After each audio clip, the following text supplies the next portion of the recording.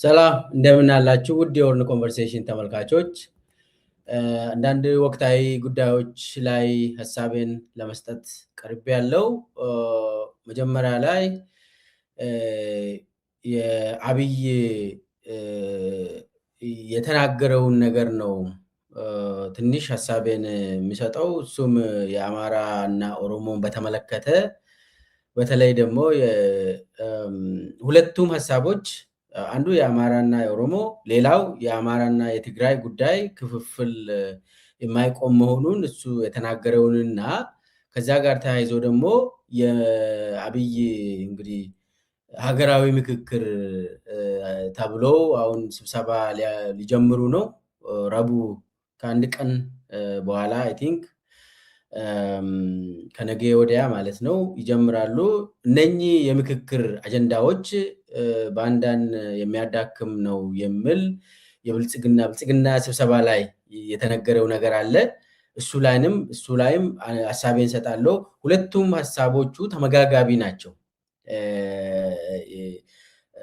ስለዚህ አንድ ላይ አድርጌ ነው የሚያቀርብላችሁ። እስከ መጨረሻ ድረስ ተከታተሉኝ እያልኩኝ ቻናሉን ሰብስክራይብ ያላደረጋችሁ ሰብስክራይብ አድርጉ። ሼር፣ ላይክ፣ ኮሜንት ማድረግ እንዳረሱ። ከዛ ወደ ሁለቱ አጀንዳዎቹ ሳልገባ በፊት ደግሞ አንዳንድ ከአዲስ አበባ ያገኘሁትን መረጃዎችን ላካፍላችሁ። መጀመሪያ በአጠቃላይ ኢትዮጵያ ውስጥ አፈሳ ነው እየተካሄደ ያለው። ወጣቶች እየታፈሱ ወደ መሰልጠኛ እየገቡ ነው። አዲስ አበባ ጭምር ማለት ነው። አዲስ አበባ ውስጥም ወጣቶች እየታፈሱ ነው። ታፍሰው ወዴት ነው የሚወሰዱት? ወደ ማሰልጠኛ ነው፣ ወደ መከላከያ ማሰልጠኛ እየተወሰዱ ነው። እዚህ ላይ ሴቶች ሁሉ ሳይቀሩ ወጣቶች እንዳሉ አጠቃላይ ኢትዮጵያ ውስጥ አፈሳ ነው። በአንድ በኩል አብይ አህመድ ትግራይ ውስጥ ህወሓት በጉልበት እያፈሰ ወታደራዊ ስልጠና እየሰጠ ነው ምናምን ይላል። በኢትዮጵያ ቴሌቪዥን የምታዳምጡት ይህንን ነው። በሌላ በኩል ደግሞ በተጨባጭ እንግዲህ ባለፉት 6-7 ዓመታት ኦሮሚያ ውስጥ አፈሳ ስርዓት ነው። በየ6 ወሩ ካድሬ ወደ ታች ወርዶ አፈሳውን ያካሂዳል። አማራ ክልል ተመሳሳይ ነው። ደቡብ የተለያየ ያው ኢትዮጵያ ሙሉ በሙሉ ኤክሰፕት ትግራይ፣ ከትግራይ ውጪ አፈሳን ነበር። በሌላ በኩል ትግራይ ላይ እንትን ሲያደርጉ ያስቀኛል። ትግራይ ላይ አፈሳ እየተካሄደ ነው። እኔ አፈሳ አልደግፍም። ነገር ግን እነሱ የሚሉት አዲስ አበባ ጭምር አፈሳ እያካሄዱ አንዱ ይሄንን መደበቅ ከባድ ነው፣ ህዝቡ ያውቃል ለማለት ነው። አንዱ እሱ ነው። ሁለተኛው የእስር ቤት አካባቢ ያለው አንዳንድ እንቅስቃሴዎች አሉ። አብይ አህመድ ያው መስከረም ላይ ትልቅ ድግስ እየተካሄደ ነው። ለመስከረም አሁን ሙሉ አጀንዳው የአብይ አጀንዳ ቁጥር 1፣ የአብይ አጀንዳ ቁጥር 2፣ ቁጥር 3፣ ቁጥር 4 ሁሉም በዚህ ክረምት ድግስ ተደርጎ መስከረም ላይ ትልቅ ቀውጥ የሚደረግ ነገር ነው እና ለመስከረም ነው ዝግጅት እያደረጉ ያሉት። ከዛ ጋር ተያይዞ እስር ቤት አካባቢ የሚፈቱ ተብሎ እየተለዩ ነው። ከእስር ቤት ለመፍታት ለምሳሌ ያው በየአመቱ አንዳንዴ ይፈታሉ፣ አዲስ ነገር አይደለም። ነገር ግን በአሁኑ ወቅት በተለይ ከፋኖ የታሰሩ ብዙ ናቸው። እንግዲህ ፋኖ ተብሎ የሚታሰር ኢትዮጵያ ውስጥ ዛሬ አማራ ከሆንክ ያው አብይን የምትቃወም ከሆነ ፋኖ ነህ፣ እንደዛ ያስራሉ። መዓት በፋኖ ስም የታሰሩ አዲስ አበባ ውስጥ ቃሊቲ እስከ ዝዋይ፣ ከዝዋይ እስከ አባ ሳሙኤል፣ ከዛ እስከ አቃቂ ምናምን ሁሉ እዛ አካባቢ በፋኖ ስም የታሰሩ ያው ይቅርታ ጠይቋል በማለት መስከረም ላይ እንዲፈቱ ከቲዲኤፍም የታሰሩ በተለይ ማይካድራ የሚባሉ ከቲዲኤፍ የታሰሩም አሉ። እነሱም አሉበት። የኦሮሞ ነጻነት ሰራዊት ውስጥም እንዳጋጣሚ እንደው እነኚህ አዲስ አበባ ላይ የታሰሩ እድለኞች ናቸው። በተለይ ኦሮሞ ነፃነት ሰራዊት ሆነ አዲስ አበባ ለመታሰር እድለኛ ነው። ለምን ያው የኦሮሚያ ውስጥ እዛው ረሽኑ ስለተባለ አዲስ አበባ ገብቶ የሚታሰር በጣም እድለኛ ነው። እንደኔ እንትን በደንብ ስለማቅ ነው የኦሮሚያ ውስጥ ያለውን አሰራር በደንብ ስለማቅ ሳይረሸኑ እንደ አዲስ አበባ የታሰሩ። አሁን ምንድነው እያደረገ ያለው አብይ? ብርሃኑ አዴሎ የሚባል የኢትዮጵያ ሰብአዊ መብት ኮሚሽነርን ልኮ እስር ቤት ውስጥ እነኚህ ሰዎችን ሰብስቦ እያናገራቸው ነው። ይቅርታ ከጠየቃችሁና አብይም ያው አፉ ካለ ትፈታላችሁ፣ ስለዚህ ትታረቃላችሁ፣ ወደ የቤታችሁ ትመለሳላችሁ ተብሏል። አሁን ዋናው ነገር እነኚህ ሰዎች ታድሶ ወስዶ እንዲመለሱ ነው። እኔ አሁን መፈታታቸው ሲጀመርም ምንም አላጠፉም። እነኚህ ሰዎች እነኚህ ኢትዮጵያውያን ጥያቄ ያላቸው ጥያቄ ሊያነሱ ይችላሉ። ያጠፉት ነገር የለም ሲጀመር ማለት ነው። መፈታትም አለባቸው። አብይ እያደረገ ያለው ነው ዋናው ነገር። ምንድን ነው እየተባለ ያለው? ይህ ሀገራዊ ምክክር ሪኮመንድ ባደረገበት መሰረት የታሰሩም እንደው በትጥቅ ትግል ውስጥ የታሰሩ ሰዎችም ተፈቱ ተብሎ ዜና ሊሰራ ነው። እችን ለመናገር ነው የፈለግኩት።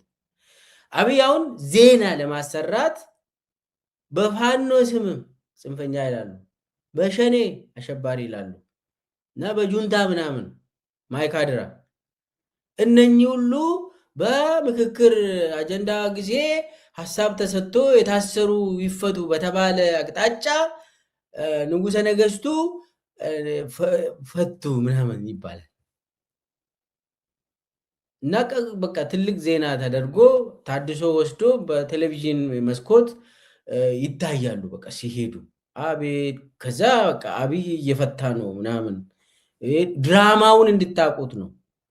ሲጀመር እነኚህ ዜጎች የታሰሩበት አካሄድ ስህተት ነው። መታሰርም የለባቸው። አንዳንዱ ከቤት ነው የተያዘው። ለምሳሌ አዲስ አበባ ውስጥ አሁን ፋኖ ነው ተብሎ የሚታሰር እኮ ስልጠና አልወሰደ፣ የትም ቦታ አማራ ክልል ውስጥ አልተንቀሳቀሰም፣ ኦሮሚያ ውስጥ የሚንቀሳቀስ አይደለም። ቤት የሚቀመጥ ፋኖ ደጋፊ ነህ ወይ ደግሞ ፋኖ ነህ ተብሎ ነው የሚታሰረው ሰው። አሁን እንግዲህ አሁን በአብይ ምክክር መድረክ ምናምን ተብሎ አጀንዳ አሁን ሰሞኑ ድግሱ ቀውጢ ነው። በነሱ አጀንዳ መሰረት ወጡ ሊባል ነው እና ለእሳቸው ክብር ይገባል ለእከሌ ምናምን እንዲባል ለዚህ ሰይጣን ሰው እና አጀንዳውን ማለት በዛ ድራማ አድርጎ መስከረም ድራማ ሊሰሩ ነው።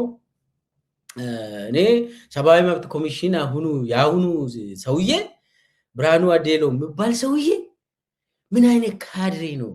ዳንኤል በቀለ ያኔ አትሊስት ብልም ጥሩ ነገር ይሰራል ዳንኤል። የአሁኑ ደግሞ የባሰ ካድሬ። ይሄ ሰብአዊ መብት ኮሚሽን ተብሎ አሁን የተመደበው የመጨረሻ ካድሬ። አብይ ያለውን ብቻ ነው የሚሰራ። ምን ይሰራል? እዛ ሂዶ እስር ቤት ትፈታላችሁ፣ ታድሶ ትገባላችሁ ብሎ የምን ቤት ነው እሱ? ካድሬ ስለሆነ ነው እንጂ እዛ ሂዶ እንደዚህ የምለው ትእዛዝ ከሰጠ እንዲፈቱ ወይ እንደዛ ነው የሚያደርገው እንጂ እዛ ሂዶ ከመንግስት ጋር ስሩ ከእንትን ምናምን አድርጎ የሚለው በጣም ያሳዝናል ለማለት ነው። ብዙ አጫጭር እንትኖች አሉ፣ ግን እዚህ ላይ ላቁምና ቀጥታ ወደ የአማራ ኦሮሞ እና አማራ ትግራይ ክፍፍል አይቆምም ብሎ አብይ የተናገረው ሰሞኑን ደብረ ማርቆስ አየር ማረፊያ ምረቃ ሂዶ ነበር አብይ። ያኔ ከሱ ጋር የነበሩ ሰዎች ነበሩ የሚነግሩን። እሱ ይዞ የሄደው እነ ዳንኤል ክብረት ምናምን አሉ። ግን አሉ እዛ አካባቢ የሚያዳምጡ ራሱ ምንድነው የምለው እዛ ሰብስበው አንዳንድ ሰዎች አማራና ኦሮሞ አንድ ይሁኑ፣ አማራና ትግራዊ አንድ ይሁኑ ብለን መናገር እንችላለን። ግን ክፍፍሉ አይቆምም ማለት ሰው ሁሉ ደነገጠ ማለት እንደ አንድ መሪ እንደዛ አትልም። ክፍፍሉን ትፈልጋለህ ከሆነ ያው አብይ ክፍሉን ስለሚፈልግ አይቆምም ብሎ ተናገረ። አደባባይ ላይ ደግሞ ወጥቶ ክፍፍሉ አይጠቅምም ብሎ ይናገራል አብይ። ልክ ተመሳሳይ ነገር ኦሮሚያ ውስጥ ሲዞር ኦሮሞን ሊያፈርሱ ነው አሁን ታያላችሁ ሲል ነበር። ኦሮሞን ለማፍረስ፣ ለማዳከም፣ ለማስገበር ሲሞክር እንደዛ ሲል ነበር። ደብረ ማርቆስ ሂዶ አብይ ከሰዎቹ እዛ ቁጭ ያሉ ጋር የተናገረው ማለት በራሱ ሰዎች የራሴ ሰዎች ብሎ አብሮ የሚሄዱ እነሱ ጋር ሲናገር ይህ አይቆምም ማለት እኛ የምናቆመው ነገር አይደለም ማለት ግን እንትን ላይ ደግሞ አደባባይ ላይ ደግሞ ምንድን ነው ምን ብሎ ነው የተናገረው? እሱም ማዳመጥ ይቻላል። አብይ አደባባይ ላይ ሲሪየስሊ ካዳመጣችሁ ገልብጣችሁ ነው የምታገኙት። ገልብጣችሁ አብይ መልእክቱን ትሰማላችሁ። ቪዲዮ አለኝ። ኮስ ከተማ ነዋሪዎች፣ የአገር ሽማግሌዎች ዛሬ የምታውቁትን አንድ እውነት ልነግራችሁ እፈልጋለሁ። አማራና ኦሮሞ እያለ የሚከፋፈል ማንኛውም ሰው ጎጃምና ጎንደር ብሎ መከፋፈሉ አይቀርም።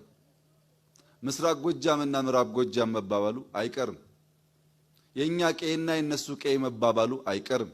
በመጨረሻም በእናት እንጂ በአባት አንድ አይደለንም መባባሉ አይቀርም። ቤቱም ሲገባ የእናቱን ልጅ የአባቴ አይደለህም ብሎ ከመከፋፈል አይቦዝንም። አንዴ እየወረደ አንዴ እየተከፋፈለ የሄደ ማህበረሰብ ማቆሚያ የለውም። ከላይ ሲጀምር ይመስላል፣ እየገባ ሲሄድ ግን ቤተሰብ የአንድ እናት ልጅ የሚከፍል በጣም ክፉ ልምምድና ባህሪ ነው። የሚሻለው የሚበጀው የሚያለያየን ነገር እየተወያዩ ጥቃቅኑን ነገር እየረሱ በትልቁ ጉዳይ መሰብሰብ፣ መተባበር፣ ቢያንስ የሁላችንም የጋራ መሻት የሆነውን ሰላም፣ ልማት በጋራ ለማስፈጸም መጣር መሞከር ይበልጥ ይበጃል። ከዚያ ውጭ ያለው አማራጭ ሀገራችንን ህዝባችንን ከመጉዳት ባሻገር አንዳች ጥቅም ሊያስገኝ አይችልም። ስለዚህ እዚህ ላይ አብይ የተናገረው እሱ የተናገረው ራሱ የሚሰራ ነገር ነው የተናገረው። እንደዚህ እያሉን የከፋፈሉን ከሄዱ ኦሮሞ አማራ እያሉ ይከፋፍሉናል። ከዛ ጎጃም ጎንደር ብሎ ይከፋፍሉናል። ከዛ ምስራቅ ጎጃም ምዕራብ ጎጃም እያሉ ከዛ መንደር ውስጥ ይገባሉ። መጨረሻ ላይ በእናት እንጂ በአባትም አንድ አይደለንም ይላሉ አለ።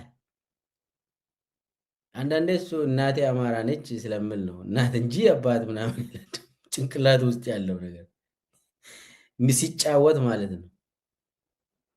ይህ ሁሉ ፕሮጀክት የሚነዳው ስራ አስፈጻሚው ራሱ አብይ ነው። ይህንን ዝም ብዬ የእሱ ንግግር ሳይሆን በተጨባጭም ከዚህም በፊት የምናውቀው ነገር አለ። እኔ በጣም የዘገነነኝ መቼ ነው ዶክተር አምባቸው መኮንን ሲገደል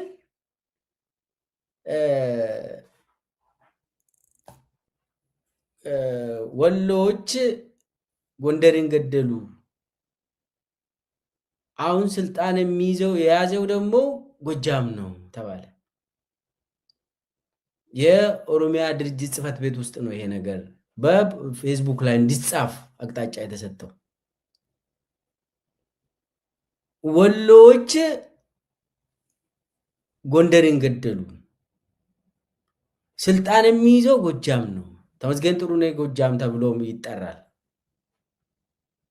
እነኚህ እና ያኔ ይሄ መልክ እንዲይዝ አዳነች አቤቤ ነች ያኔ የድርጅት ጽህፈት ቤት ኃላፊ አቅጣጫ የምትሰጠው እሷ ከአብይ ወስዳ።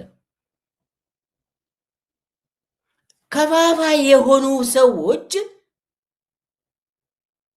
ዛሬ ደግሞ እንደ እንትን አንድነታችንን እንጠብቅ ምናምን ብሎ አውቆ እሱ አይደለም የከፋፈለን እንዲባል ልክ ቅድም እንዳልኳችሁ ኦሮሞን ይከፋፍላሉ በጎጥ በምናምን በሃይማኖት ምናምን ብሎ በአደባባይ አሁን ሰሞኑን ታገኛላችሁ ይመጣሉ ምናምን ብሎ በአደባባይ እንደዚህ ይናገርና ከዛ ይለቃል፣ እሳቱን ይለቃል። ታች የራሱ ሰዎችን አደራጅቶ ለየብቻው አሁን እስቲ የጎጃም ባለ ሀብቶች ለየብቻ አብይን አግምቶ ያናግራሉ። የጎጃም ባለስልጣናት ለብቻ አብይን ያናግራሉ። ጎንደሮችን ለብቻ ነው አብይ የሚያደራጀው። ወሎዎችን ለብቻ ነው የሚያናግራቸው። ለየብቻ ደግሞ ሲያገኛቸው አንዱ የአንዱን ጠላት አድርጎ ነው። ይህን በሚገባ እናውቃለን። ይሄ ነገር ኦሮሚያ ላይም ተመሳሳይ ነገር ነው የሚያደርገው። ወለጋዎችን ለብቻ፣ የአርሲዎችን ለብቻ፣ ሸዋዎችን ለብቻ፣ ሐረርጌ ለብቻ ነው የሚያናግረው አብይ። ለስርቆት እንኳን መሬት እንዲሰርቁ ሲያዝ እንኳን በየእንትናችሁ ተደራጅታችሁ ኑ ይላል አብይ። ሌብነት እንኳን የጎጥ መልክ ካልያዘ አይፈቅድም አብይ። እዛው እንትን እንዲወዳደሩ ይፈልጋል። እዛው እንዲባሉ እንዲገዳደሉ ይፈልጋል አብይ። ሲያገዳድልም ነበር አብይ። አሁን በመሰረቱ ኦሮሞና አማራ ምናምን ተብሎ ይከፋፈላል፣ ይከፍሉናል። እንደዚህ እየወረድን ስንሄድ ቤት ውስጥም እንደዚሁ እናደርጋለን። በእናት እንጂ በአባት ምናምን እንላለን። ራሱ ጭንቅላት ውስጥ ያለውን ነው የምናገረው ሰውዬ። ራሱ የሚሰራ ስራ ነው የምናገረው ሰውዬ። አዋ አይቆምም አለ እኮ። ይሄንን ደግሞ ከእንትኑ በፊትም አደባባይ ላይ ሳይወጣ በፊት ከአፉም ይነገራል። በነገራችን ላይ ይሄ ሰውዬ ብዙ እንትን ብልጠት ያለው ሰው እንዳይመስላችሁ። ቅድም ያወራውንም ይረሳል። አንተ ራስህ ለሱ ተናግረህ ከአንድ ሰዓት በኋላ እሱ ደግሞ የራሴ ነው ብሎ ለአንተ ጠርቶ ሊነግርህ ይችላል አብይ። ለምን? ጭንቅላቱ ችግር አለበት። ናርሲሲስት ነው፣ ሳይኮፓት ነው። ስለዚህ ቅድም ከሱ ጋር ያወራሁን ኦልሬዲ አውርተናል። ቅድም እንዳልኩ ምናምን ብለህ ከሱ ጋር አታወራ። ከአንድ ሰዓት በፊት እንደው የተናገርኩት ምን አታውራ። እሱ ኦልሬዲ ያንን ረስተዋል። ለአንተ ይነግራል ያንን። እንደዛ እኮ ሚኒስቴሮች ተቸገርን ምናምን ይላሉ። እኛው ራሳችን በስልክ ነው የሚጠይቀው፣ እንትን አያነብም። በስልክ ከነሱ ወስዶ ስብሰባ ጠርቶ ደግሞ እንደገና ለነሱ ይነግራቸዋል በአዲስ መልክ። እና በቃም ውሸቱ ምናምኑ ከባድ ነው ይላሉ። ሚኒስቴሮች ናቸው ተስፋ የቆረጡ ሚኒስቴሮች አሉ። ይህ የአብይ ውሸት ተስፋ አስቆረጥን ይላሉ ሚኒስቴሮች ብዙ ናቸው። እና አብይ ራሱ የሚያደርገውን ይናገራል። እዛ ደብረ ማርቆስ ሂዶ ይሄ ነገር ከዛ ቀጥሎ ደግሞ እሱ ያመነው ነገር አለ። የሽፍታ ምለው እሱ ያመናቸው ነገሮችን እናዳምጥና እንደው ጥሩ ነገር ነው የተናገርከው፣ ነገር ግን ስልጣን መልቀቅ ነበረብህ ነው የምትሉት ከዚህ ንግግሩ በኋላ። ደብረ ማርቆስ በወሎና በወለጋ መካከል ድልድይ ሆና ንግድን፣ ሰውን ስታስተሳስር፣ እድገት ስታሳልጥ መኖሯ የማይታበል ሀቅ ነው። ይህንን ሀቅ ማስቀጠል አቅቶን በአባይ ሸለቆ አካባቢ አሊዶሮ አካባቢ የሸፈተውንና ወደ አዲስ አበባ አላሻግርም ያለውን ሽፍታ በጋራ ታግለን ማስወገድ ሲገባን ከዚህ ደጀን መሄድ እንዳንችል ተጨማሪ ሽፍቶች ማበራከታችን ተገቢ ጉዳይ አይመስለኝም። የትም ቦታ ያለውን ሽፍታ ተሰናስለን ተደማምረን በማስወገድ የህዝባችንን ሰላምና ልማት ማረጋገጥ ሲኖርብን ጭራሽ ወደ ቀያችን ወደ ሰፈራችን ሽፍቶች የተበራከቱ ሰዎች በነፃነት ከቦታ ቦታ ተንቀሳቅሰው ስራ መስራት ወደማይችሉበት ደረጃ መድረሳችን ለሁላችንም አጠያያቂ ጥዩፍ የማይገባ ልንማርበት የሚገባ ጉዳይ ይመስለኛል። ልንማርበት የሚገባ ጉዳይማ ይመስላል። ትምህርቱ ምንድነው? አብይ አህመድ ስልጣን መልቀቅ ነው። አንደኛ እሱ የተናገራቸው ሁለት ነገሮች አሉ። በአባይ ሸለቆ በዛኛው በኩል ያለው ፋኖ ነው፣ በዚህኛው በኩል ደግሞ አሊዶሮ ማለት ወለጋ ውስጥ ነው የሚገኘው እና በዚህ በኩል ደግሞ ሰላሌ ያለ እንደዚህ ይሄ አባይ ሸለቆ በዚህኛም በዛኛም ሽፍታ አብይ የሚለው እንግዲህ ፋኖንና የኦሮሞ ነጻነት ሰራዊትን ነው። አንደኛ እነኚህ የፋኖና የኦሮሞ ነጻነት ሰራዊት እስከምናውቀው ድረስ ጥያቄ ያላቸው ህዝባዊ መሰረትም ያላቸው ኃይሎች ናቸው። እነኚህ ህዝባዊ መሰረት ያላቸውን ኃይሎችን ስም ለማጥፋት አብይ ያደራጃቸው ደግሞ በሸኔ ስም እና በፋኖ ስም የሚንቀሳቀሱ አሉ። በሁለቱም ቦታ እነኚህ በሸኔ ስም እና በፋኖ ስም አብይ ያደራጃቸው ህዝብ እንዳይንቀሳቀሱ ያደርጋሉ፣ ይዘርፋሉ፣ ይገላሉ። አንዱ አማራን ይገልና ኦሮሞ ነጻነት ሰራዊት ነው ያደረገ ያስብላል። ሌላኛው ደግሞ ኦሮሞን ይገልና ይሄው ፋኖ ነው እንደዚህ ያደረገ እንዲባል እና መኪና አስቁሞ ከነ መኪና ሁሉ ሙሉ መኪና አውቶቡስ የሚወስደው የስርዓቱ ሸኔዎች አሉ። ይሄ ሁሉ አንድ ላይ አጭቆ ነው እንግዲህ ሽፍታ ብሎ አብይ ያወራ አውቆ። ግን ይሄ በዚህኛም ይሁን እንደዚህ ደክሞናል መሄድ አልቻልንም ነው አለ አይደል አብይ። ስለዚህ ስልጣኑን መልቀቅ ነው። 8 ዓመት ሙሉ አልቻልክም። የዜጎችን ሰላም ማስጠበቅ ቁጥር 1 የመንግስት ድርሻ ነው።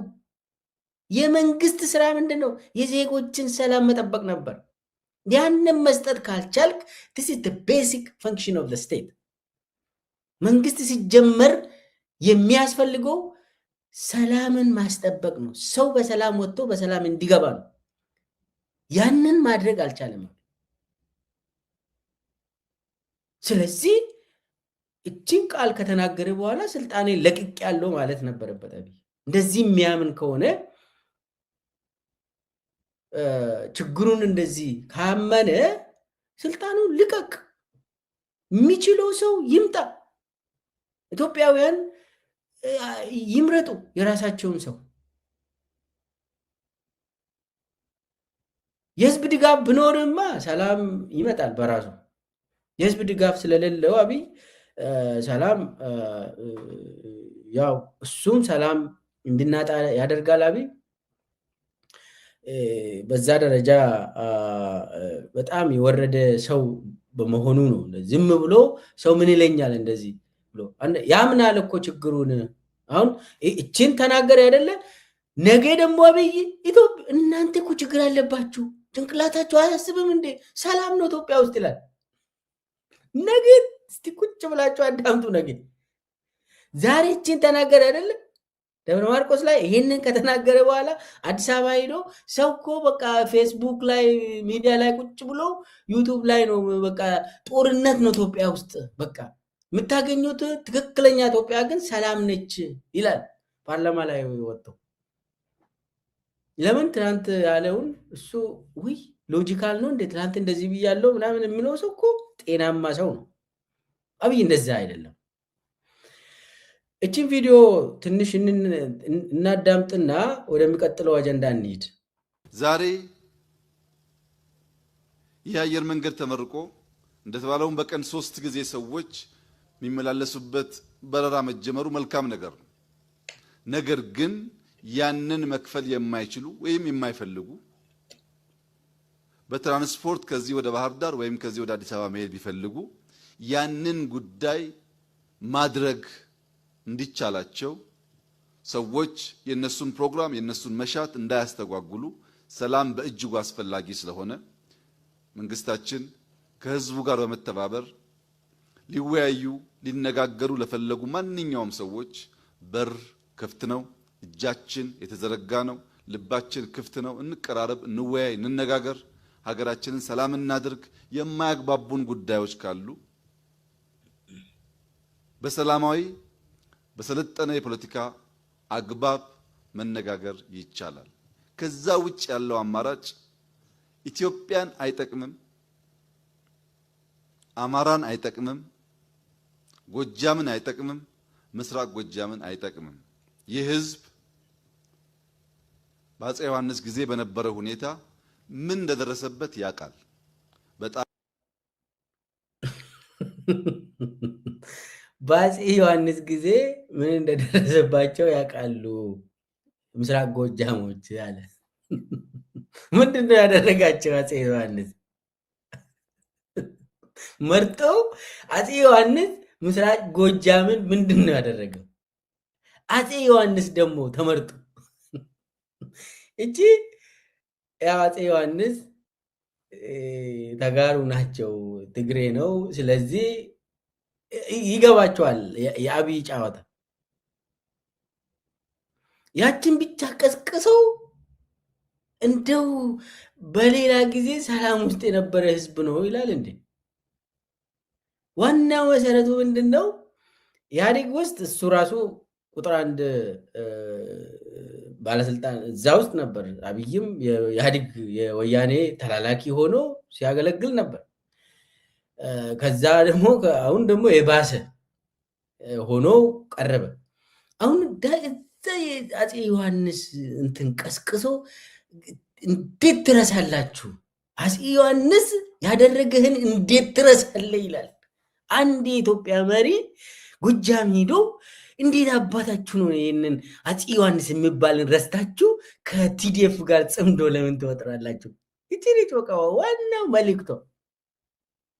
እዛ ደግሞ ከሰዎቹ ጋር ክፍሉ አይቀርም ይላል።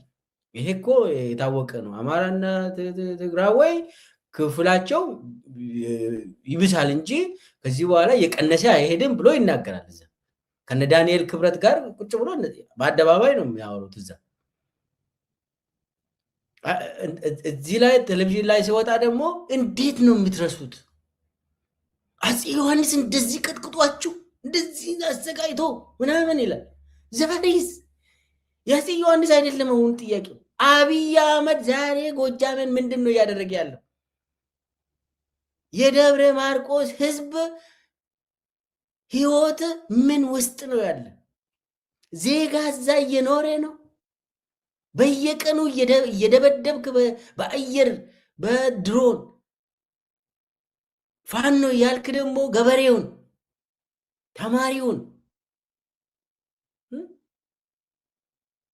እንደዚህ ያሰቃየ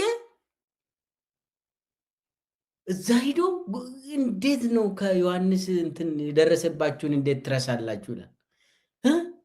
በሌላ በኩል ደግሞ ሀገራዊ ምክክር በቅርታ እንለፍ ምናምን ታሪክ ላይ ባንጨቃጨቅ ይሻላል ምናምን ይላል።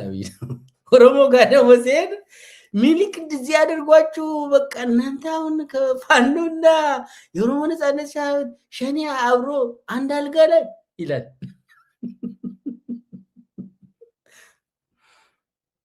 በቃ ይህንን ስራ ይሰራል አብይ። የመበተን ስራ ነው የሚሰራ አብይ። ታሪክን ቀስቅሰው እኔ አሁን ጎጃም ውስጥ አፄ ዮሐንስ ምንድን ነው ያደረገው? ቡሩሜዳ ምናምን ነገር አለ። ወሎ ውስጥ ችግሮች ነበሩ። ያ ደግሞ በጣም ሩቅ ታሪክ ነው። ዛሬ በ21ኛው ክፍለ ዘመን አብይ አህመድ የሚባል የጦር ወንጀል አማራ ህዝብ ላይ እየፈጸመ በየቀኑ ህዝብን እየጨፈጨፈ አፍነው ማንም ሰው ደግሞ እዛ ውስጥ ሄዶ እንዳይዘግብ ያደረገ በአፈና ህዝቡን የጨረሰ ዮሐንስ ምን እንዳደረገ ረሳ እንደ ይላል እዛ ሄዶ። በጣም የሚያሳፍር ነገር ነው። ኦሮሚያ ላይ ሲሄድ ደግሞ የሚያወራው በጣም ሬዲሜድ የሆነ ነገር አለ። ግን እንደ አብይ አህመድ ኦሮሞን እንደዚህ የጨፈጨፈ ሰው የለም። በኢትዮጵያ ታሪክ እንደዚህ አይነት ኦሮሞን ገጥሞ አያውቅም። እንደዚህ አይነት በታሪክ አላነበብንም፣ አላየንም። እንደ አብይ አህመድ ጨፍጫፊ። ግን እሱ አይናችሁን ለምንድን ነው ከዛ ከምኒልክ ከአፄ ዮሐንስ እንትን የምትሉት? እዛው ላይ ሲሪየስሊ እያያችሁ ይላል። ለምን? ክፍሉን ስለሚፈልግ አንድነትን አይፈልግም። እዚህ ደግሞ ሀገራዊ ምክክር ምናምን ብሎ ታሪክን በጣም እንከልሳለን ምናምን በቃ እንተው ምናምን ይላል።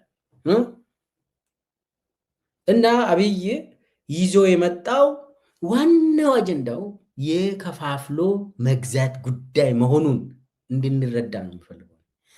ይህንን ካልገባችሁ በቃ ችግር አለብን። አብይ ከፋፍሎ ነው የሚገዛ። አብይ ቅድም እሱ የተናገረው እስከ ቤት ድረስ እስከ ይደርሳል ክፍፍሉ አላለም። አብይ እኮ የሚናገረው ያችን እዚህ ላይ ምንም አልተሳሳተም። አብይ እኮ ባልና ሚስትን የሚያፋታ ሰው ነው። መዘርዘር ይችላለሁ። እኔ ስንት ባሎችን ከሚስቶቻቸው ነቅሎ ሌላ ሚስት እንደሰጠ አንድ በአንድ ሲሾም ከነ ሚስት ምናምን ያደርጋል አብይ። እኔ አንዳንዴ ወደዛ ደረጃ መውረድ ራሱ ይቀፈኛል። ግን ሰውየው የወረደ ሰው ነው።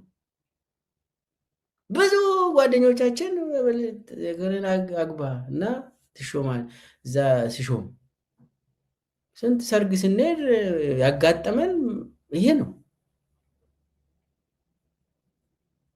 እና እስከ ቤት ድረስ ይህንን እኔ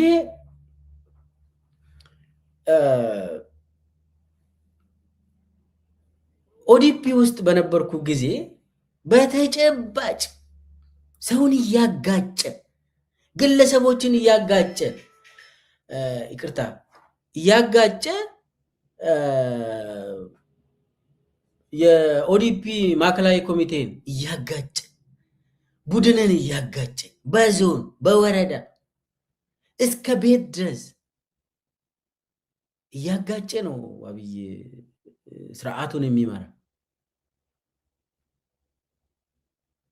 እንዲህ አይነት ሰው አገር አይደለም ወረዳን መምራት አይችልም አብይ። በተለይ ደግሞ ኢትዮጵያ በጣም ሰፊ የሆነች ኮምፕሌክስ የሆነ ሀገር፣ ትልቅ የሆነ ሀገርን መምራት አይደለም ከንቲባ መሆን አይችልም።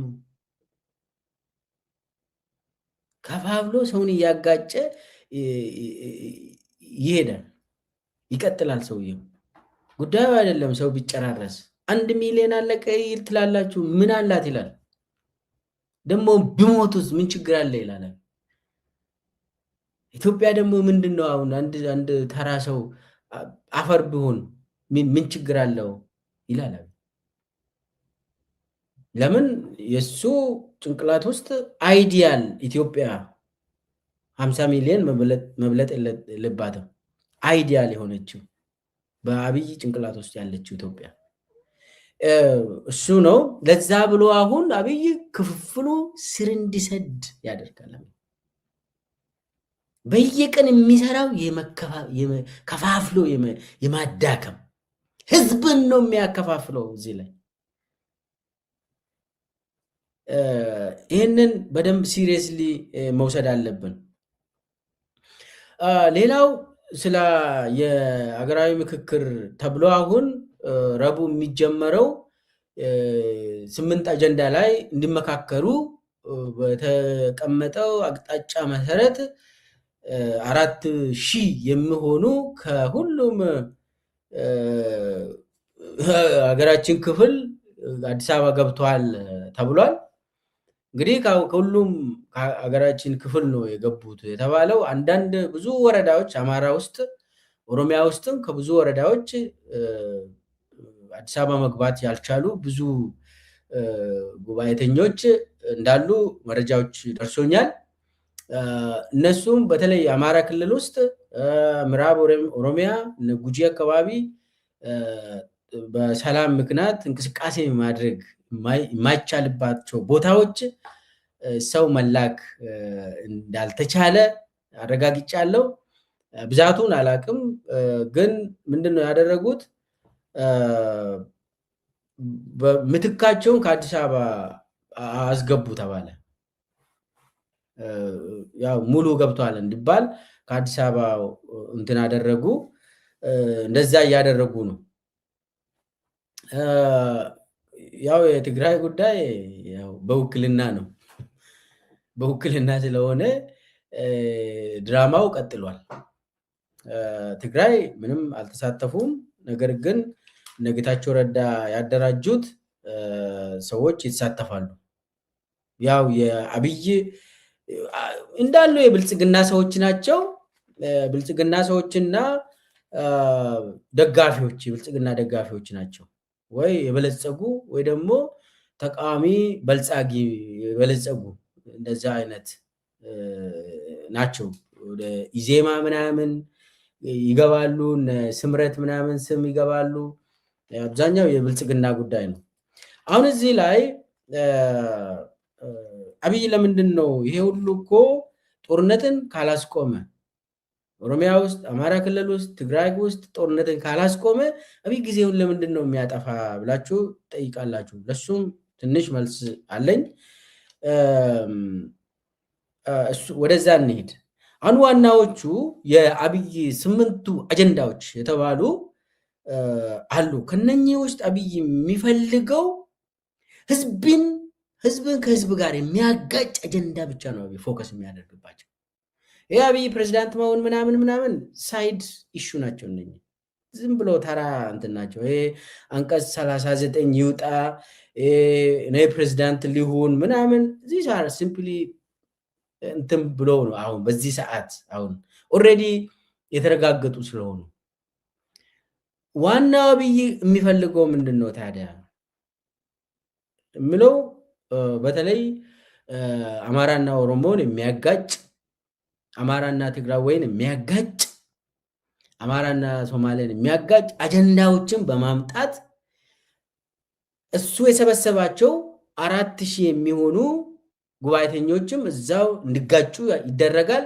ያ ደግሞ ወደ ህዝብ እንዲወጣ ይደረጋል። ወደ ህዝብ ወጥተው መጨረሻ ላይ ህዝብ ውስጥም ኮንፊውዥን ይፈጥራል። አብይ እንትኑ ዋናው ነገር ይሄ የኦሮሞ ኃይልና የአማራ ኃይል የትግራይ ኃይል በፍጹም እንዳይነጋገሩ ለማድረግ ነው። ዋናው የምክክር መድረክ ምናምን ተብሎ ጉባኤ እያካሄድን ነው ለመጀመሪያ ጊዜ ታሪካዊ ምናምን ብሎ የሚያወሩት አሁን ዋናው እንትኑ ህዝብን ከህዝብ ጋር ለማጋጨት ነው። አብይ ለዛ ነው ይሄንን ሁሉም ይሰራ። አሁን ለምሳሌ ስለ አዲስ አበባ ጉዳይ አብይ ለምንድን ነው የሚፈልገው? ስለ ወልቃይት ለምንድን ነው አብይ የሚፈልገው? በዚህ ሰዓት ስለ ድሬዳዋ ለምንድን ነው አብይ እንደ አጀንዳ ትኩስ አጀንዳ ብሎ ለምንድን ነው የሚያራምደው? ስለ ራያ፣ ስለ አላማጣ ምናምን እንደዚህ ቦታዎችን ወልቃይት አብይ ለምንድን ነው እንደዚህ ጮማ ናቸው ብሎ የሚያቀርበው? ደግሞ ይሄ ጮማ ነው ብሎ 4,000 ሰው ሰብስቤ ያለው ብሎ ሲችም ብሎ እና ምን እንደምታመጡት አያለው ይላል። አሁን 4,000 የተባለው በነገራችን ላይ ያው አብዛኛው የራሱ ሰዎች ናቸው፣ ሌላው ደግሞ ደጋፊው ናቸው። ከአንድ 5 ቀን በፊት ነው አዲስ አበባ የገቡት። ኦልሞስት አንድ ሳምንት በሉ። ምንድነው ሲያደርጉ የነበሩት? ኦሪየንቴሽን ተብለው የአብይን ኮሪዶር እንዲያዩ ተደርጓል። የአብይ ልማቶችን፣ ፏፏቴዎችን፣ አንድነት ፓርክ ምናምን አይቶ ማቁትን እንዲያዩ፣ እንዲደሰቱ፣ እንዲበሉ እየተደረገ ነው። እና 5 ቀን ምናምን ጉብኝት ላይ ነበሩ አሉ አዲስ አበባ ውስጥ ከእንጦጦ እስከ በቃ ወንዝ ዳር ምናምን ነገር። ያው ከገጠር ስለመጡ ሳይክል መንዳት አይችሉም። አይ እንትን ቦታም አይፈቅድም። 4000 ነው። ክላስተር አድርጎ ነው ደግሞ የሚያስጎበኙት። የምናምን ክላስተር የምናምን ክላስተር ብሎ ሰዎችን መድበው አብይ አዳማ ላይ ከዚህም በፊት አቅርቤያለሁ። አዳማ ላይ እየሰለጠኑ ነው። ይሄ እንትኑን የሚያደራጁ ዋናው ስብሰባውን የሚያካሄዱ አዳማ ላይ የብልጽግና አመራሮች ውስጥ የተውጣጡ ክላስተሮቹ ሙሉ አሁን 4000 ቤት ውስጥ አንድ የአዲስ አበባ ዋናው የኮንቬንሽን ሴንተር የሚባለው ሲኤምሲ የሚገኘው ማለት ነው። እዛ ነው የሚሰበሰቡት እና እዛ 1000 አንድ ቦታ አይቀመጡም። በየሩም ክላስተር ተደርጎ ተከፋፍሎ ነው የሚወያዩት። ውይይቱን የሚመሩ ኦልሬዲ የብልጽግና አመራሮች ሰልጥኗል። አጀንዳ ምን አይነት አጀንዳ ነው የሚያካሂዱት? ሰዎችም የመጡት ከገጠር የመጡት ምን መናገር አለባቸው፣ ምን መናገር የለባቸው የሚለውን በኦሪየንቴሽን መልክ እነሱንም ከትናንት ወዲያ ነው ያሰለጠኑት። እንትኑ በጣም ሲሪየስ ነው። በጣም ሴንትራላይዝድ የሆነ ነገር ነው። ህዝቡ አቅም ከነሱ ውጪ አይወጣም። ይሄ ነገር የኮሙኒዝም የኮሙኒስት ዴሞክራቲክ ሴንትራሊዝም የሚባለው በጣም ምስጢራዊ የሆነ ይሄ የድርጅት ስራ ነው። ይሄም አገራዊ ምክክር አይባልም። አገራዊ ምክክር የምትደብቀው ነገር የለም። የአገር ከሆነ አደባባይ ላይ አጀንዳውን አሳይተ ግልጽ አድርገ የሚነበብ ከሆነ ኦንላይን ማግኘት አለብን። ስለ አገር ስለሆነ ዜጋን የምትደብቀው ነገር የለበትም። ዜጋን አትደብቅም። አብይ ግን እያደረገ ያለው የድብብቆች ስራ ነው የሚሰራ። ይሄ የሶሻሊስቶች ከዚህም በፊት ሲደረግ የነበረው የኢፒአርዲኤፍ ዴሞክራቲክ ሴንትራሊዝም አብዮታዊ ዲሞክራሲ የሚባለው እሱን አንፈልግም ያልነው እኮ ይህ ምስጢራዊ የሆነ ስብሰባ አያስፈልግም። በምስጢር የሚወሰን የፓርቲ ምናምን ዲሲፕሊን ተብሎ አገራዊ ምክክር ተብሎ መስፈናሪያ አሁን የሚመራ ድርጅት ምስጢር እኮ ነው። ምስጢር ይዞ የአገር ይህ እኮ ህዝብህን ዜጋን ለምን ትደብቃለህ? ሸፍጥ ነገር ስላለበት ነው። ህዝብን ከህዝብ ጋር የሚያጋጭ ድራማ ስለሆነ ነው። ኦሮሚያዎችን ሲሰበስቡ አዳማ ላይ በተለይ ከዚህ አዲስ አበባ ዙሪያ እና አዲስ አበባ አካባቢ ያሉ ፋርሴ ቡላዎች የአብይ ሚዲያ ሰራዊትን ሲሰበስቡ ምን መናገር እንዳለባቸው ሁሉ ተነግረዋል። አሁን የሚገርማችሁ የአብይ ሚዲያ ሰራዊት ብሔራዊ ምክክር እንትን አባላት ሆኖ ሰልፍ እየተነሱ ነው። ህገ መንግስት ለእኛንን የምንቀይረው ይላሉ። በዚህ ደረጃ ላይ ደርሰናል። እና ምን ለማለት ነው? አብይ ብሬን ዎሽ አድርጓል። አንድ ሳምንት ከገጠር የሰበሰቧቸውን በየኮሪደር ምናምን ቢፌ እያስበላ አንድ ሳምንት ብሬን ዎሽ አደረገ። ለምን? እዛ ታች የጠየቁት ነገር አለ። እኔ ከዚህም በፊት ተናግሬያለሁ። የኢትዮጵያ ህዝብ ጥያቄው አንድና አንድ ነበር። አብይ አህመድ ከስልጣን ይነሳ ነው። እነኚህ የተሰበሰቡ ራሱ አብይ ይነሳ ብሎ ታች ስለጠየቁ የሽግግር መንግስትን እንፈልጋለን ብሎ እዛ ታች ስለጠየቁ አንድ ሳምንት ሙሉ አያችሁ። የራእዩ ባለራእዩ ሰውዬ የአብይ አህመድ ስራ ኮሪደር፣ ብልጭልጭ፣ አንድነት ፓርክ፣ ወንዝ ዳር ምናምን አያችሁ አይደለም? የአብይ ስራ። ይህንን እንዴት ነው የምታዩት? በቃ ኢትዮጵያ እንደዚህ ትሆናለች እየተባለ እና ተሰብሳቢዎችን እንዳለ አንድ ሳምንት ብሬን ዎሽ አድርጎ ጭንቅላታቸውን ለውጠው ምን መጠየቅ እንዳለባቸው፣ ምን አይነት ቃላቶች ደግሞ ከአፋቸው መውጣት እንደሌለባቸው ይህ ሁሉ ከተነገራቸው ከዛ በኋላ ከገጠር የመጣው ከወረዳ ምናምን የመጣውማ ምንም ከተባለውን ነገር ነው የሚናገረው እና መጨረሻ ላይ ከ3 ሳምንት ወይ 1 ወር በኋላ በዚህ ደረጃ አብይ አህመድ ጠቅላይ ሚኒስቴር ይሁን ማነው ፕሬዝዳንት ይሁን ከዚህ በኋላ እንግዲህ ፕሬዚደንሻል ይሆናል ተባለ። ያው ምን አይነት ፕሬዝዳንት ይሆናል? መሐመድ ቤን ዚያድን ፕሬዝዳንት ነው በነገራችን ላይ እንዳትረሱ። የአብይ አለቃ መሐመድ ቤን ዚያድ የዩኤኢ ፕሬዝዳንት ነው። ስሙ ፕሬዝዳንት ነው፣ ግን ደግሞ ምርጫ የለም ምንም የለም። ዩኤኢ ውስጥ በእንትን ዘር የሚስተላለፍ ስልጣን ነው፣ ግን ፕሬዝዳንት ይባላል። የኛውን ፕሬዝዳንት ይባላል። ምን ኦልሬዲ እኮ አብይ ስልጣኑን የሚያገኘው በጠመንጃ ነው አይደለ? ምንም ምርጫ የሚባል የውሸት ምርጫ ሊያደርግ ይችላል። ከዛ ግን ዋናው ነገር ወታደሩ ነው እና ፕሬዝዳንት ይሆናል። ይፈርማሉ ምናምን ይውጣ ይፈርማሉ። ከዛ የተባለውን ሁሉ ፈርሙ ይባላል፣ ይፈርማሉ። አብያውን እዚህ ላይ የሚፈልገው ጡዘት እንዲመጣ ነው። ከዚህ ከአጀንዳዎቹ ምንድን ነው የማተርፈው ነው። አብይ ለስልጣኔ ምንድን ነው የሚፈልገው? በዚህ ሰዓት አብይ ምንድን ነው የሚፈራው? ኢትዮጵያውያን መሰብሰብ መተባበርን ነው የሚፈራ አብይ። ማርክ ማይ ወርድ፣ ትብብርን ይፈራል አብይ። የትግራይ ወጣቶች ከአማራ ወጣቶች ጋር እንዳይነጋገሩ ነው የሚፈልገው አብይ። የአማራ ወጣቶች ከኦሮሞ ወጣቶች ጋር እንዳይነጋገሩ ነው አብይ የሚፈልገው። አንዱ የሌላው ጠላት ብሎ ነው የሚሰብከው አብይ። ከዛ ምንድን ነው የሚያደርገው? ጭቅጭቅ የሚነሱባቸው ቦታዎችን በራሱ ማለት የሆነ ነገር አድርጎ ህዝቡ እዛው እንዲባላ ያደርጋል አብይ።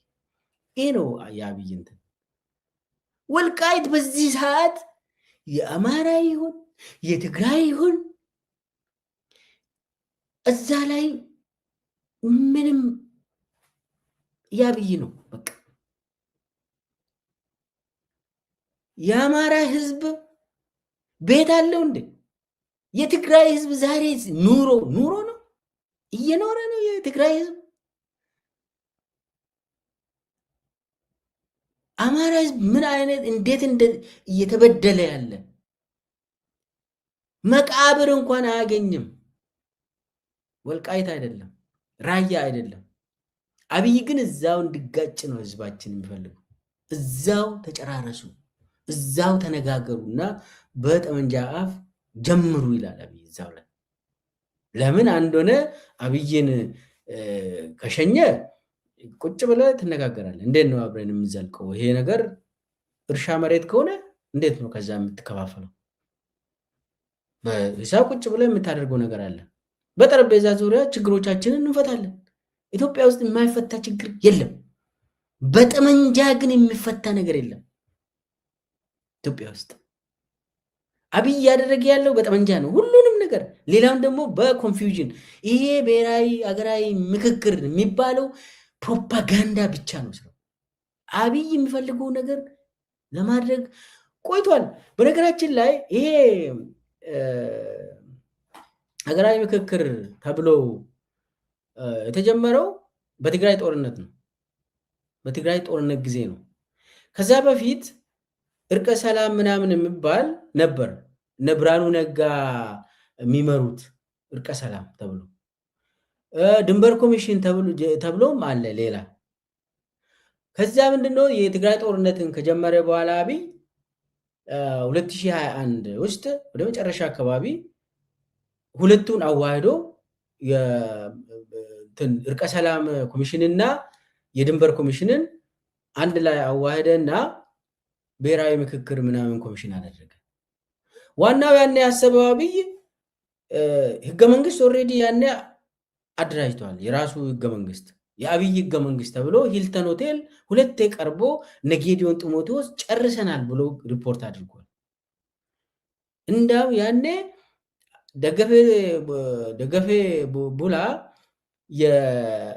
የድንበር ኮሚሽነር ነበር። እሱ ነው መክፈቻ ንግግር አድርጎ የሚሄደው እና ሁለት ቡድኖች አይ ቲንክ የቤተ መንግስት ቡድንና የጌዲዮን ጢሞቴዎስ ፍትህ ሚኒስቴር በነበረበት ጊዜ ቡድን ሲያጠኑ ነበር። ህገ መንግስት የአብይ ህገ መንግስት ተብሎ አልቆ ድራፍቱ ጨርሰው ቁጭ አድርጓል። ይሄ መቼ ነው? የዛሬ 6 ዓመት ነው ያለቀ። ህገ መንግስቱ ካለቀ በኋላ ነው ኮሚሽኑ የተቋቋመው። ይሄ ኮሚሽን ምንድነው? ኦልሬዲ የተዘጋጀውን ህገ መንግስት ጀስቲፋይ ለማድረግ ነው። ለፕሮፓጋንዳ ነው የተዋቀሩት። መስፍን አርአያ መስፍንም ያውቃል። ተላላኪ ነው እንጂ ያውቃል። ይሄንን ገንዘብ በልተው ነው እንጂ ይሄንን ያውቃል። እና ቀደም ብሎ ኦልሬዲ ያለቀ ጉዳይ ነው የአብይ ህገ መንግስት የሚባለው። አብይ አሁን ድግስ እንደዚህ ሲሪየስሊ ድግስ ያደረገው የተለያዩ ሰዎችን ጥሪ ተደርጎላቸው እና ኦባሳንጆ አሁን ኦልሬዲ አዲስ አበባ ገብቷል። ኦባሳንጆ በቃ እንትኑን ሽብሸባውን አንጋሽ ሆኖ ገብቷል። ኦልሬዲ ገብቷል፣ አዲስ አበባ ገብቷል። ሌሎቹም ይገባሉ፣ እየመጡ ነው የአብይ ድግስ ላይ ለመገኘት።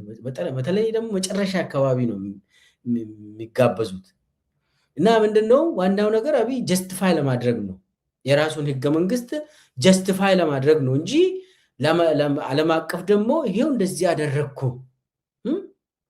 ለመጀመሪያ ጊዜ በኢትዮጵያ ታሪክ አገራዊ ምክክር ተደረገ፣ ሰበር ዜና ተደርጎ ለዓለም የሚታወጅ ፕሮግራም ነው። እዚህ ላይ የሀገራዊ ምክክር የሚደረገው የሚዋጉ ሰዎች ናቸው። እንዳው ቲዲኤፍ አልተካፈለም፣ ፋኖ መድረኩ ላይ የለም፣ የኦሮሞ ነጻነት ሰራዊት መድረኩ ላይ የለም። ሌላው የአብይ ካድሬ ከተማ ውስጥ ያሉ እንኳን ለብዙ ዘመናት ምክክር ያስፈልጋል የሚሉ እነ ዶክተር መረራ እንኳን አይሳተፉም። ምን አይነት ምክክር መድረክ እንደሆነ ሁላችሁም ታውቃላችሁ። ይሄ ለስም ነው። ይሄ ሁሉ እየተደረገ ያለው ለስም ነው፣ ድራማ ነው፣ ለፕሮፓጋንዳ ነው፣ ይውልኝ ለማለት ነው። ከዛ ባለፈ ደግሞ አብይ እንትን አደራጆችን አዳማ ላይ ሲያሰለጥን አሁን በምክክር ኮሚሽኑ ረቡዕ ይጀምራሉ። ከአንድ ቀን በኋላ የሚያደራጁ ሰዎች አጀንዳን ሚኒቶችን የሚይዙ ቃለ ጉባኤን የሚይዙ ሰዎች ኦልሬዲ ስልጠና ወስደዋል። እነኚህ ሰዎች ሲሰለጥኑ አብይ ምንድን ነው ያላቸው? አጀንዳዎቹ ባንዳን የሚያዳክም መሆን አለበት ብሎ ተናገረ። ይህ ማለት ባንዳ ማለት እንግዲህ የኢትዮጵያ ሕዝብ ባንዳ ነው ማለት ነው። አማራ፣ ኦሮሞ፣ ትግራዊ ባንዳ ናቸው ማለት ነው። ለአብይ አብይን የሚቃወም ሁሉ ባንዳ ነው። ስለዚህ አጀንዳዎቹ ባንዳዎችን የሚያዳክም መሆን አለበት ብሎ ተናገረ። ይህንን ቃለ ጉባኤ የሚይዙ የሚያወያዩ ሰዎች ሆን ብሎ አሁን ከኦሮሚያ የሚመጡ ምንድን ነው ምን ማለት አለባቸው? ከአማራ የአብይ ደጋፊ ሆነው የሚመጡ ምንድን ነው የሚናገሩት? ታውቃላችሁ፣ ነገሩ እንዲህ ጡዘትን ነው የሚሰሙት ከአብይ መድረካው። ያ ደግሞ ህዝብ ውስጥ እንዲገባ ይፈለጋል። ስለዚህ አዲስ አበባ የኔ ነች አንቺ አይደለም፣ የኔ ነው አንተ አይደለም ብለህ እዚሁ እንዲጀምር፣ ድሬዳዋ የኦሮሞ ነው የሶማሌ ነው የምናምን ነው የምናምን እንድትል፣ ወልቃይት ራያ የኔ ነው አንቺ ነው አንቺ አይደለም እንድትባባል፣ ይህ ነው አሁን እንትን ወሎ ከሚሴ የኔ ነው የአንቺ አይደለም የኔ ምናምን እንድትባባል። አብይ ከፈለገ የደራ የአማራ የኦሮሞ ነው እንደዛ አይነት ይፈልጋል። ህዝቡ አብሮ እንዴት ይኑር የሚለው የአብይ አጀንዳ አይደለም።